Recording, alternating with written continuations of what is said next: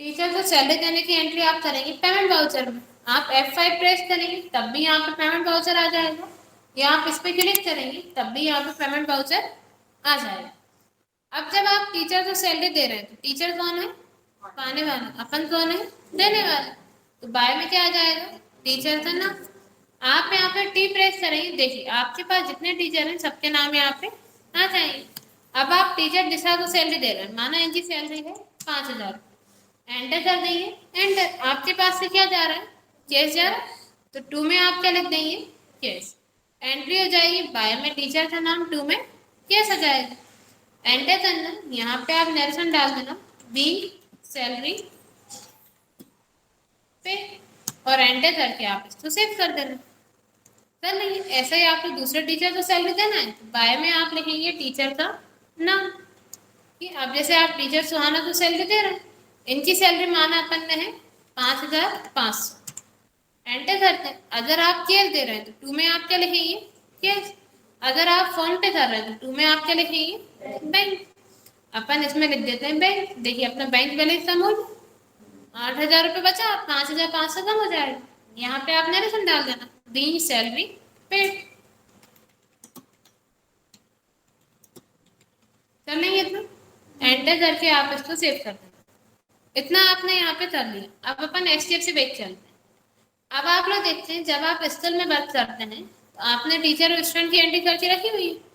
अब कोई जैसे कभी कभी ऐसा होता है कोई टीचर टाइम पे क्लास में नहीं पहुंच पाते हैं, स्टूडेंट आते हैं ऑफिस में पूछने के लिए, या स्टूडेंट आपसे पूछने के लिए आते हैं कि आज हमारा इस क्लास का पीरियड नहीं लगा, हमारे टीचर अभी तक क्लास में नहीं आई। ऐसा होता है स्कूलों में, आपने देखा होगा। स्टूडेंट जाते हैं ऑफिस वगैरह में पूछने के लिए, तब ऑफिस में आप बैठे हैं क्योंकि डेटा एंट्री का काम तो आप कर रहे हैं, स्टूडेंट आपके पास ही आए क्योंकि ऑफिस में तो आप बैठे हुए। स्टूडेंट आपसे क्या पूछेगा कि हमारे इस मतलब पहले आप उनसे स्टूडेंट का नाम पूछेंगे, आपका नाम क्या है, स्टूडेंट अपना नाम बताएगा। फिर आप उससे पूछेंगे बताइए क्या काम है। स्टूडेंट आपसे बोल रहा है कि आज हमारे हिंदी का पीरियड नहीं लगा, इंग्लिश की टीचर नहीं आई। तो आप उनसे पूछेंगे आप कौन सी क्लास के स्टूडेंट है, यही पूछते हैं अपन, आप कौन सी क्लास के स्टूडेंट है और आपका कौन सा सब्जेक्ट का पीरियड नहीं लगा है। स्टूडेंट आपसे बोल रहा है हमारा हिंदी का पीरियड अभी तक नहीं लगा। तब आपका क्या काम है? आपको पता करना पड़ेगा कि इस स्टूडेंट का मतलब 10th क्लास में हिंदी कौन पढ़ाता है।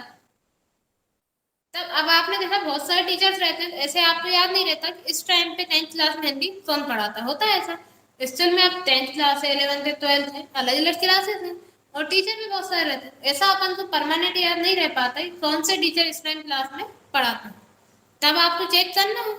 तब आप जब यहाँ पे अगर वाउचर एंट्री पे भी हैं तब आप यहाँ पे प्रेस कर देना, जैसे आपको हिंदी की टीचर पता था ना, आप यहाँ पे हिंदी लिखना। और अब अभी अपन ने यहाँ क्लास नहीं डाला था क्योंकि अपन ने मान लिया था कि 10th 11th 12th सब में हिंदी एक ही टीचर पढ़ाती है। तो आप यहाँ क्या लिख देंगे? सिर्फ हिंदी। आप यहाँ पे जैसे हिंदी लिख के एंटर करेंगे, देखिए टीचर का नाम आ जाएगा, आपको पता चल जाएगा कौन सी टीचर पढ़ाती है, टीचर के साथ आप उनसे डायरेक्ट बोल सकते हैं। ऐसे ही अगर स्टूडेंट आपसे इंग्लिश का पूछता है तो आप यहाँ पे लिख लो इंग्लिश। जैसे ही एंटर करेंगे देखिए आपको यहाँ पे टीचर का नाम मिल जाएगा। इसीलिए अपन एलाइस में पूरी इन्फॉर्मेशन डाल देते हैं जिससे आपको सर्च करने में प्रॉब्लम ना हो। अब जैसे आप यहाँ पे लेजर बना रहे हैं ALC से, आपने लिखा है यहाँ पे टीचर,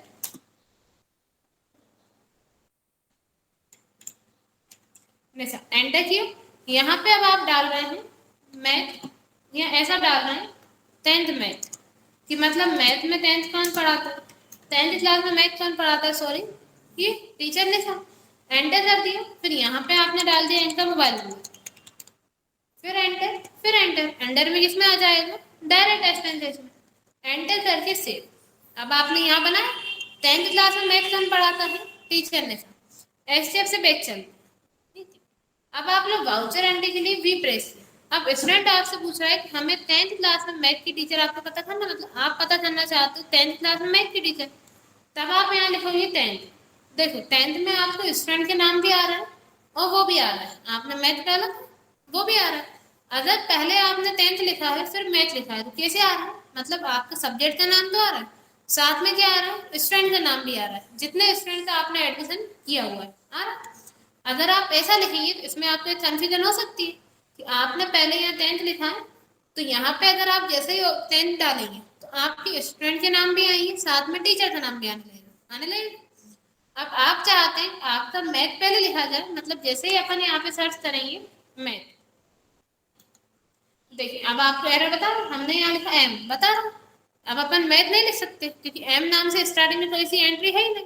कैसे लिखा था अपन ने, 10th मैथ ऐसा ही लिखा था, लेकिन हिंदी सिर्फ नॉर्मल हिंदी लिखा था, तो यहाँ पे आपको हिंदी देखने को मिल रहा है। अभी आप हिंदी डाल रहे हैं तो सर्च हो रहा है।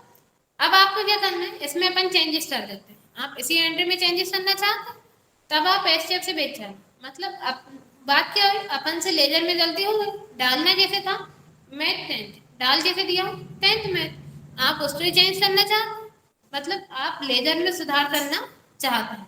तब आप कहाँ पे हैं, गेटवे ऑफ टैली। आप लेजर बनाने के लिए ALC यही प्रेस करते हैं। ए से अकाउंट इन्फो, एल से लेजर और सी से क्रिएट, यही करते हैं। लेकिन अब अपन को लेजर नहीं बनाना, अब अपन क्या करना है, लेजर में सुधार करना है। तब आप प्रेस करना ए से अकाउंट इन्फो, एल से लेजर। अब यहाँ पे आपको देखने को मिल रहा है अल्टर, मतलब ए। अब आप क्या प्रेस करेंगे, ALA। अब आप देखिए इसमें एंटी, मतलब आप यहाँ पे सर्च कर लेना जिस भी लेजर में आपको सुधार करना है, अभी तो ऊपर ही आ रहा है, इसमें ही करना है, एंटर करना है।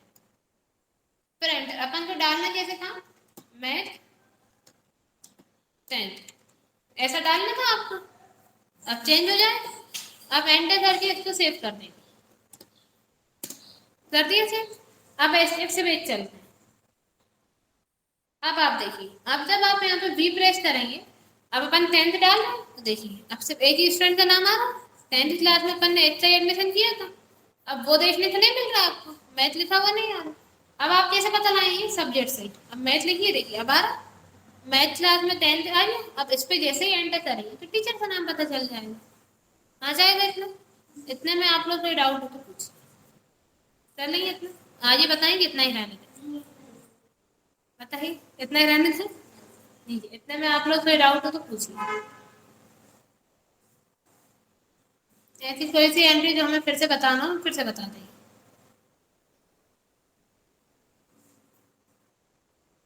कर लेंगे। मतलब आप लोग किसी कोई डाउट नहीं, ठीक है। रिवीजन कर लेना, कोई डाउट हो तो कल पूछना।